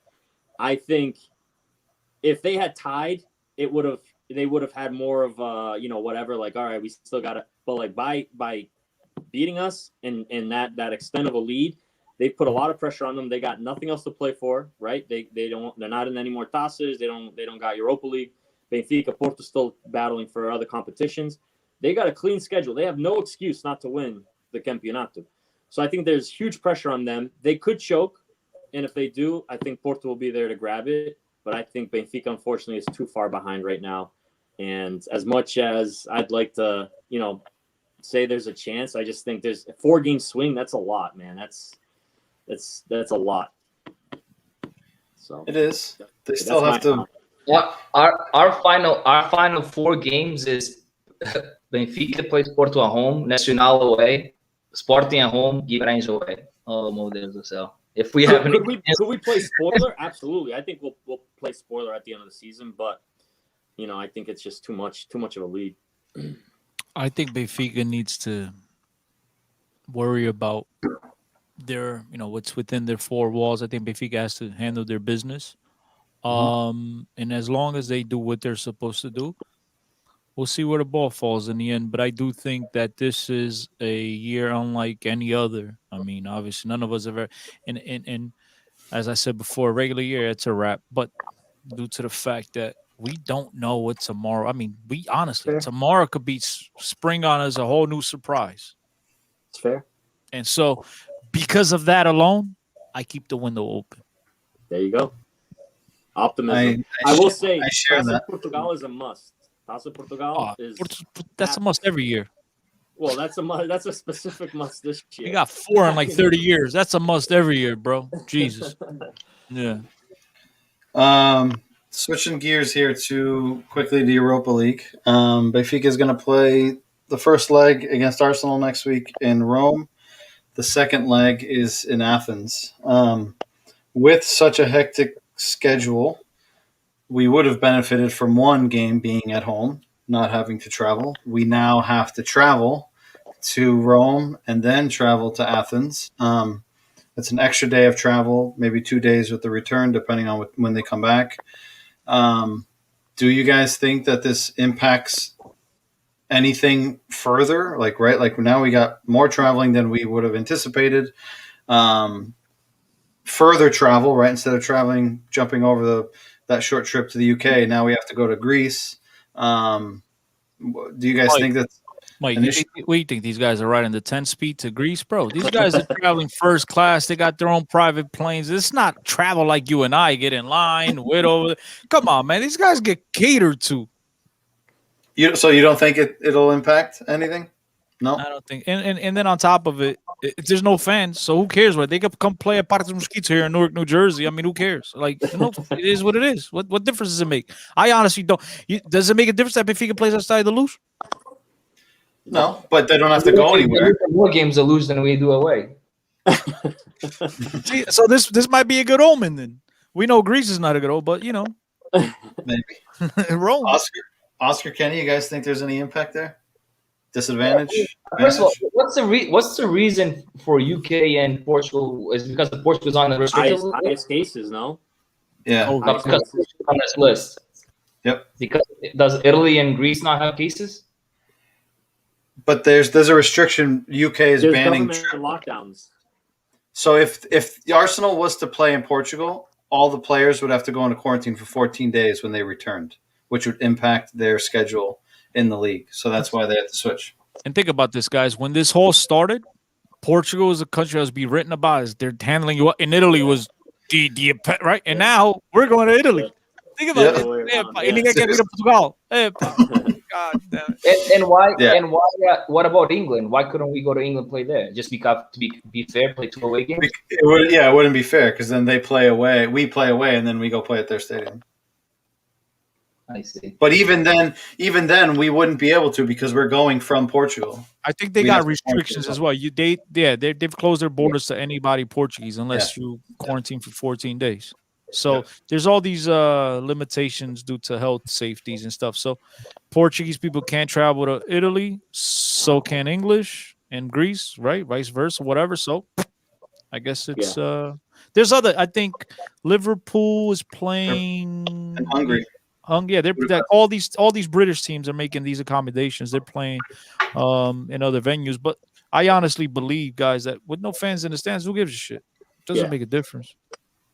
Yeah, I agree with Cristiano. I don't think it's not an excuse. I mean, you got an extra day of travel or two, might screw up the schedule a little bit, training wise or whatever, rest. But I think how's that any different than what we've been doing every 3 games all year? So it is what it is. Fair, Oscar. Same opinion. I think it'll affect it just because we have to go away 2 times instead of being home once. But like Cristiano said, now the traveling is so accommodating to the players that it might not take a toll on them. But it's still a away game. It's still, you have to go to another country. It's still a flight. It's still hours on the plane. It's still hours without you being up and down different country. So yeah, it will affect it somehow. But I had no chance. I have no faith in us beating Arsenal anyway. So I agree. We'll talk about that one next week. Speaking of Europa League, did anyone else find it interesting or odd that Andre Almeida is on the list of players who's available for Europa League and Samaris didn't make the cut? Anyone else find that interesting? I can start with this. Fuck Jesus. That's a fucking stupid ass bitch. I didn't know until you told me.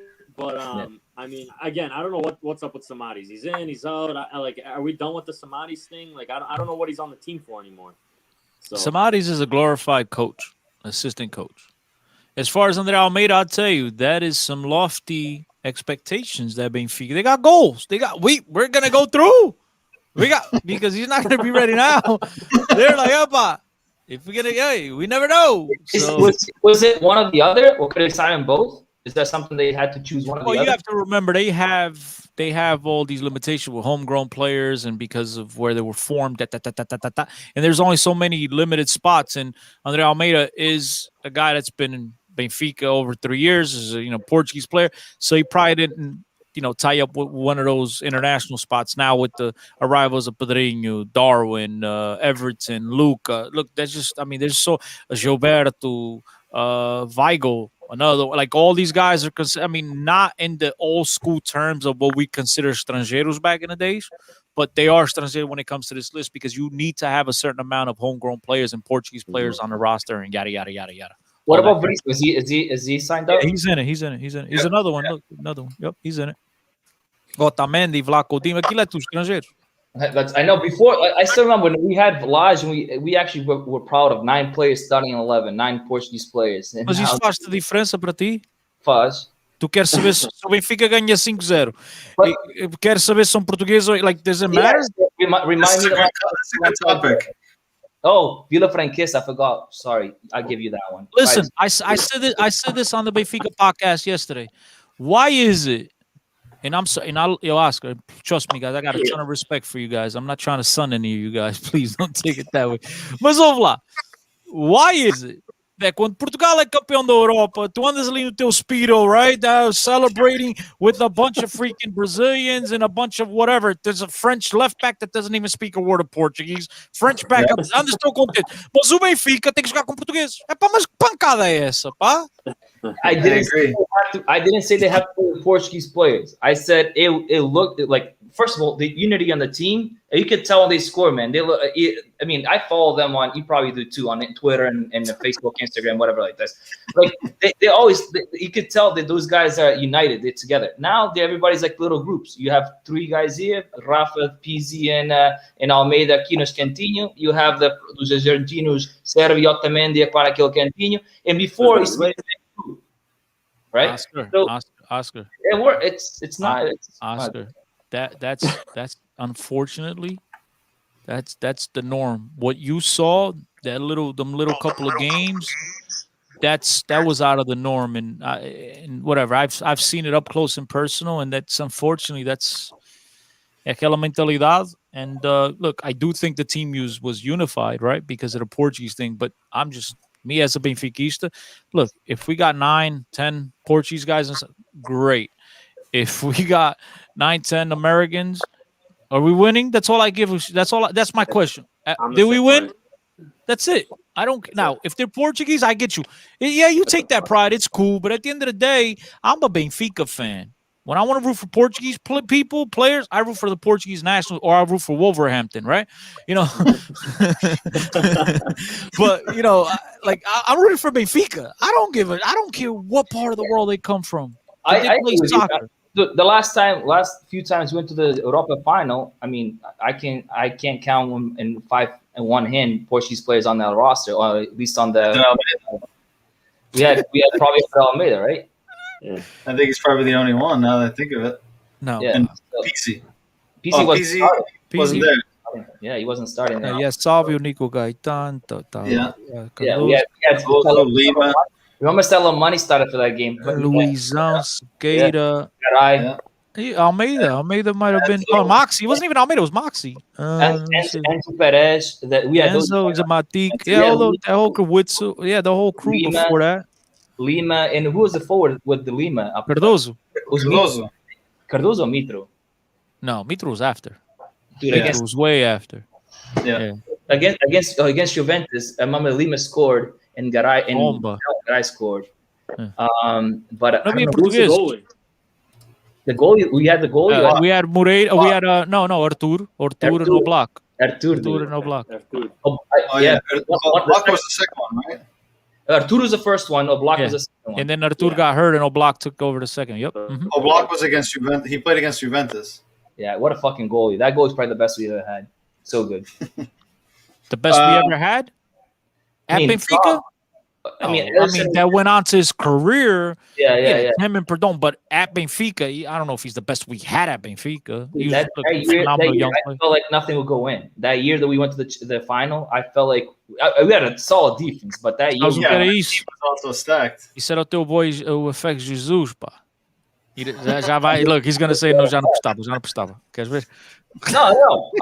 I Jesus, this is my problem with Jesus. I hate his arrogancy. I hate how he was arrogant. I hate how he treated, like he talked, like he looked like a schmuck talking, right? So I never got. Hold on. Do you like Mourinho? I don't. I never was a fan of Mourinho. People say you like Mourinho seleção portuguesa. I'm like, he gets me a World Cup, I'll like him.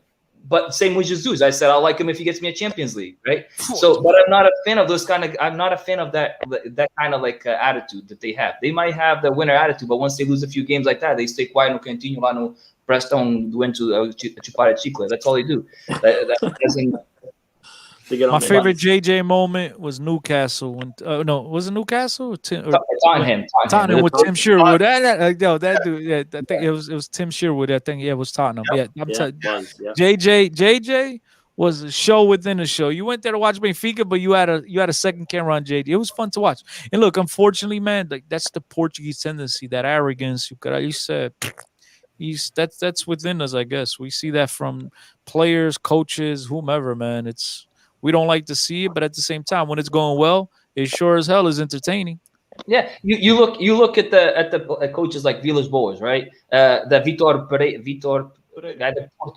right? I think it was. Pereira, yeah. But when they're winning, you can see those guys fucking. They're like the animals. They're the best coaches in the world. They go to a team, they start sucking. Parece que se encolhem todos no buraco, like they never saw the later. What do you expect though? It's like Perdem. we're looked at kind of they look like almost like we're the little guy, you know. So they gotta, you know, George he wants to stand out a little bit. I feel like Mourinho's the same way, or else we're looked at like you know, Portugal. It's almost like we're on the back of everyone's mind, so they want to like kind of flare it up a little bit, get a little entertainment. There's a lot of negativity, man. Portugal is a country that's been looked upon with negative eyes, especially in the footballing world. You have to, you know, you go back to the 80s when you got a Rui Barros that left to Italy, then a Oceano, then a Paulo Futre, and those guys were really the first ones. And Rui Costa, Figo, Paulo Sousa, they left all the same year. Those guys really started to trickle down to everybody else, and that's how respect started being, you know, how we started gaining respect. And so it was, you know, it was a very hard battle. And some of these guys till this day, then look, guys, you know, I'm a Sirius XM, yada, yada, yada. When I speak about Portuguese soccer, till this day, people just, nobody cares. Nobody gives a shit. And it's unfortunately. So I'm not defending that arrogance, but it is that, because look, I've had the privilege, I've never spoken to George Jesus, but I've had the privilege of speaking to Mourinho. And then my dad was from Stu. My dad played soccer with his dad, not at the youth level, not at the when, you know, his dad went pro, whatever. Vitória SC. But you know, so our families know each other. You know, like I remember the first time I went up to him, I had a microphone just like this. I'm like, Mourinho, fala aqui uma palavra em português. And his bodyguard at Yankee Stadium after Real Madrid beat AC Milan 5-0. I got the game ball right. Ronaldo scored, I don't know, one of the game balls. Ronaldo scored a hat trick. Bro, his body gave me a stiff arm to the neck. I'm like, and Mourinho, and he heard me speak Portuguese. He's like, that's not my stubble. He's like, no, he put his arm around me. He goes, tu és de onde, mano? Pá, sou stubble como tu, de onde? I fucking know. I was stupid. I dropped the ball. I said, Epa. I looked at him and I'm like, I'm trying to breathe because I can't breathe. Like, and he got me. He's like, Don. I'm like, stupid.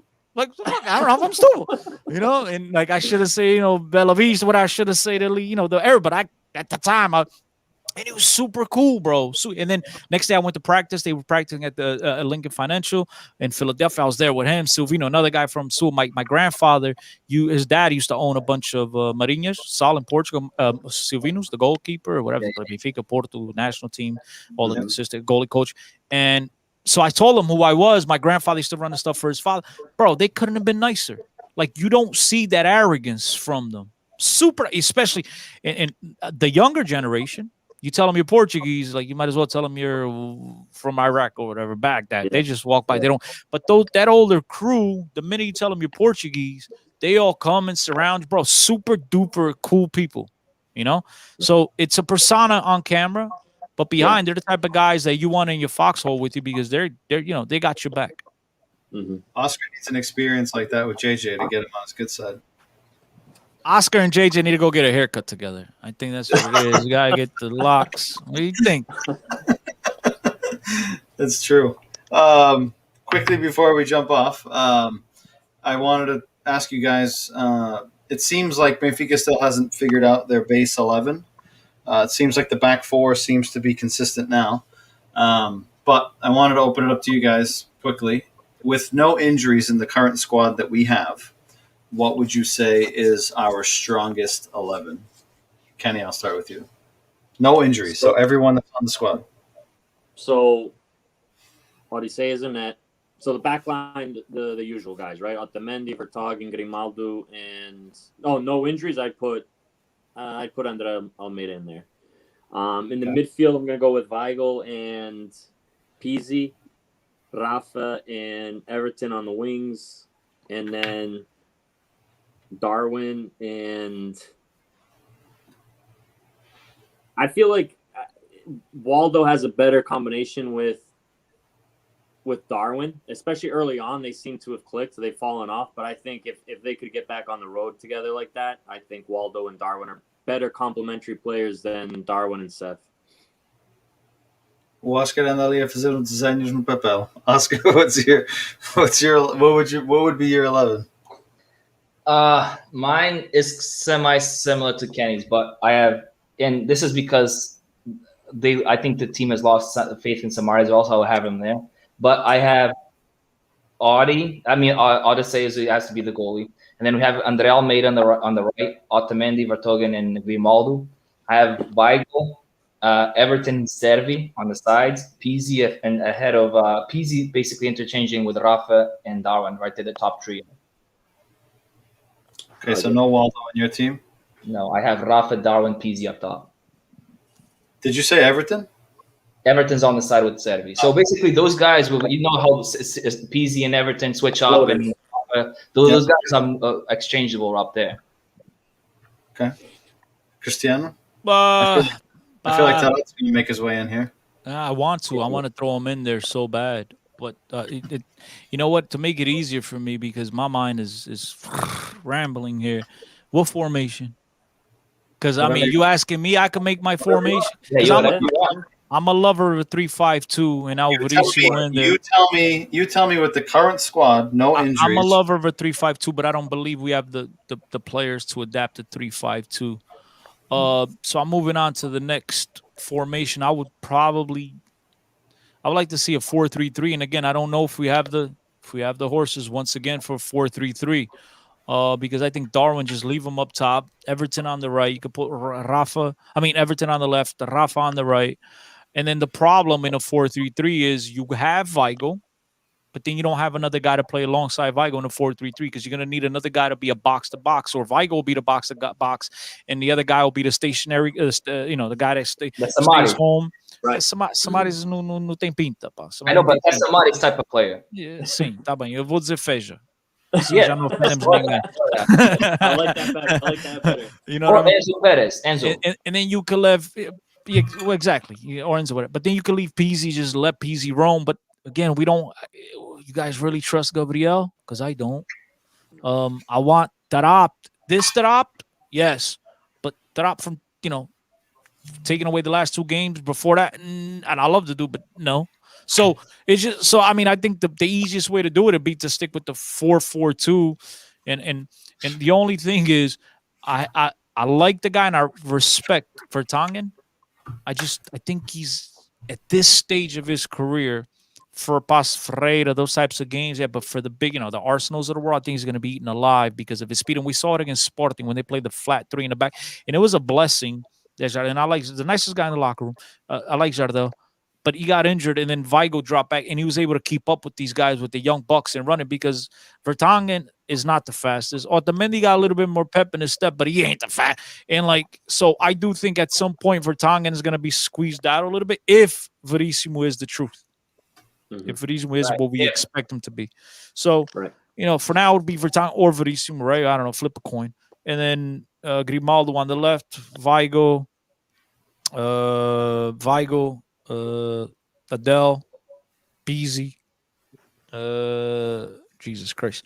And then the thing is, you're gonna lose. I mean, Rafa, Luca, you gotta play Luca. 25 mil, bro. You gotta take that car for a drive. You can't just let it rust up in the shop. Huh? 15. No, what I said, I meant to say Darwin. I'm sorry, Darwin. I meant to say Darwin. I'm sorry. And then so it's gonna be between Luca or Everton. That's gonna sit the bench. So I really, honest to God, but it's a good problem to have though, because at least you're coming off with a Luca or Darwin off the bench. I mean, the Darwin or Everton, as opposed to Chiquinhos and the Servis of the world.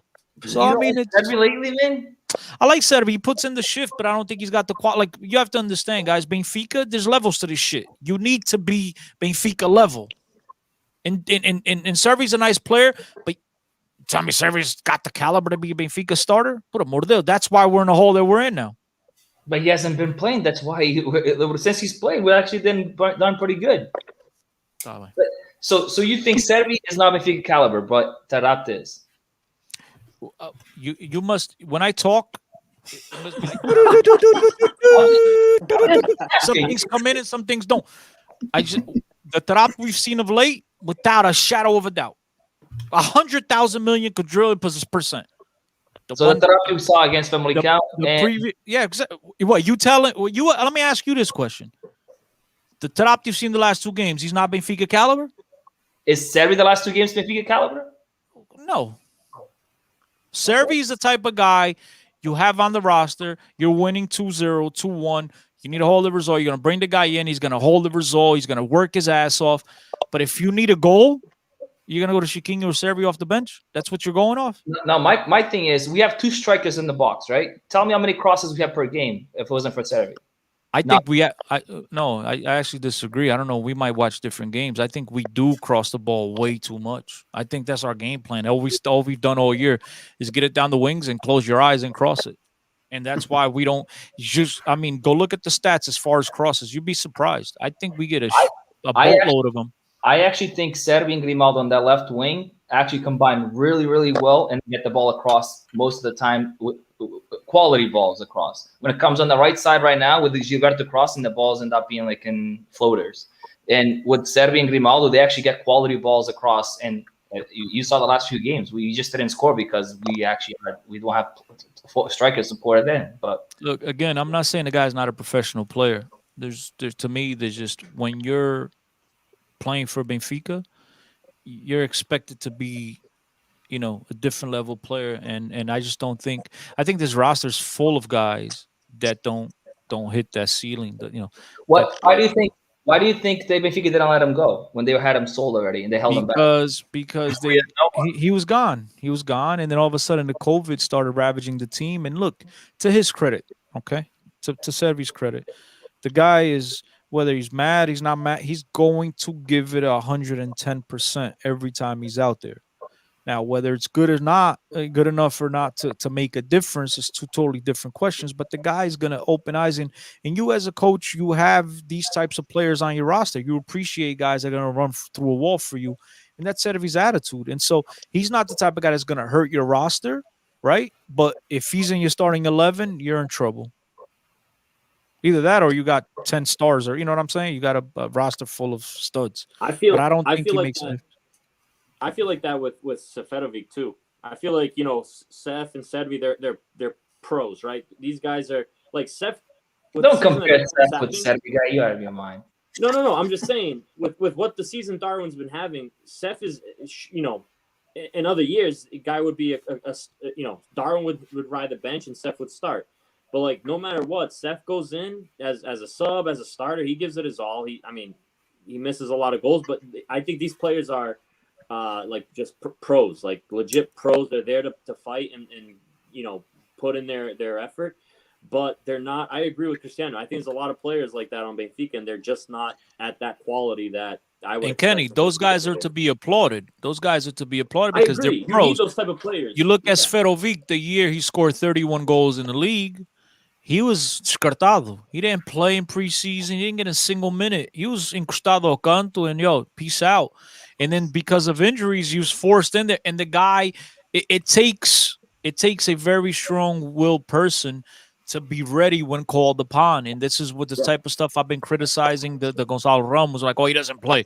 Doesn't matter. When he does play, he can't header the ball to the corner flag when he's by himself in the 6. And Seferovic took the most of his opportunities. Does he miss a lot? Yes. But he also leads the team in goals. Absolutely. Yeah. As bad as he's been, he leads the team in goals. You know? So, like, I do agree. If he's your star, we're in trouble.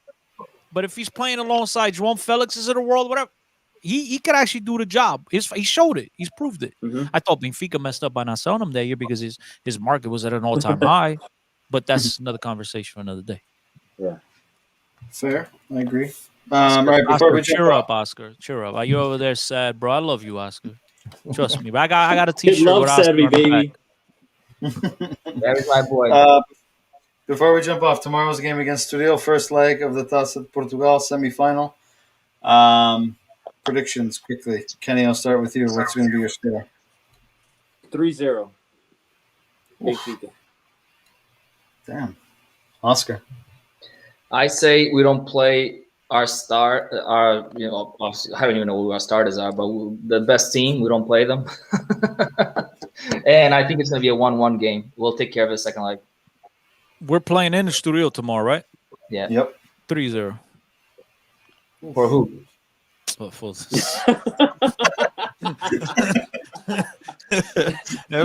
Isso aí tá mal. Hold on. Let me put this mask back on. All right. I'm gonna say 2-0. And I hope Lucas Veríssimo plays tomorrow. How's Estoril doing? They're doing well. Let me see. They got. They just lost this past week. They lost Academic. They're 1 point behind first. They've knocked out 3 first division teams in the Taça. So. Yeah, I think they've knocked out more first division teams on the road to the semifinal than Benfica did. So they beat Marítimo away 3-1. That's fucking nuts. Yeah. Yeah, they beat Rio Ave 2-1. They beat Rio Ave, yeah. Yeah. 3-0, 3-0. I'm with you. And they beat Boavista. They're going on a run here. They're going on a run. All right. JJ's back, baby. He's got that. He's got the wind in his hair. I think there's the Verissimo might start. It might be in a few players like Pedrinho and stuff like that coming off just playing, starting. And I think it'll be a 1-1 game. Close game, but then I think second leg at home. So Serbi's starting. Serbi's definitely starting. Yeah, I don't want to. No matter what. I don't want to say Verissimo's starting because he just got I hope here. he plays. But no, I was gonna say he definitely played. But due to the fact that Jardel's injured, right? You don't have Ferro's gone. Yeah, you don't have, unless somebody's play center back, right? Yeah, Conti. Oh, did he come back too? Yeah, he's registered. He's there. He's there. He's registered for the Campeonato. I think Verissimo might get a start only because they want to give Vertonghen a break, most likely. We'll see, but there's not many other options. It would be cool to see Otamendi and Verissimo, 2 Latin American center backs. Like we had Luizão and Garay, and they were fucking phenomenal. Yeah, and look, and Verissimo's a left-footed player, so he's gonna play on the left. So when you substitute Otamendi for a guy with left, you don't really have to change anything else around these guys. I was tempted to say he's gonna. I'd see the guy playing in the second half, but again, I think they're gonna want to rest one of the 2 center backs. And I think it'll be Vertonghen. We'll see, because there's not many other options. Benfica's in the semifinals. I get it. They got another leg to turn things around, but também era fixe gajo ganhar este jogo comfortably and then kind of ease off. You know what I mean? Coming home, you don't want to have a pressure-packed game coming back for the second leg, because then at that point anything could happen. Yeah. I think we need this one. I think the Vada starts. I think the Chiquinhos of the world start. I see a lot of subs tomorrow. I agree. All right. Well, I see 3-4 changes tops. I think like 7 regulars play. JJ's proven that's what he does. He's not going to change. And nobody in this team's playing well. These guys need to play. They need to play to get some type of consistency. I think JJ's going to play most of the guys. I hope all, but most doesn't play. I just hope he doesn't play. Of everyone, I hope he doesn't play. Who? I can't. Nuno? Hey, you never know, man. He'll probably be making out with his dog and then be nice and fresh That's so nasty. Oh my god. Oh man. They told him it cures COVID, bro. You blame the guy. He's had it already. Yeah, that's how he got rid of his game. If it could only fix his game. Seriously. I know. All right, well, boys, it was a long one, but it was a good one. Thank you, boys, for joining as always. Cristiano, thank you for jumping in. My pleasure. Cristiano, well done, man. Pleasure having you. Listen to you guys. Keep it up. Oscar, bring that energy all the time, baby. I love it. Yeah. Thanks to everyone in the chat. You got. Yeah, show him the set. No, it's below his belt. He can't show it. Yeah, show him the Serbi tattoo on the right cheek or left cheek. You got. You told us you got the Serbi tattoo. It's on his inner thigh. Oh, I can't. It's on my. He's playing dumb now. Check us out on Facebook. Check us out. Subscribe to our channel on YouTube. Check us out on our website. As always, thanks for listening. Thanks for tuning in. Thanks for sharing your thoughts. And we will be back next week, hopefully with 2 more wins. We'll have 2 games between now and then. Boys, have a good night. Thank you. Take it easy. Bye, guys. See ya.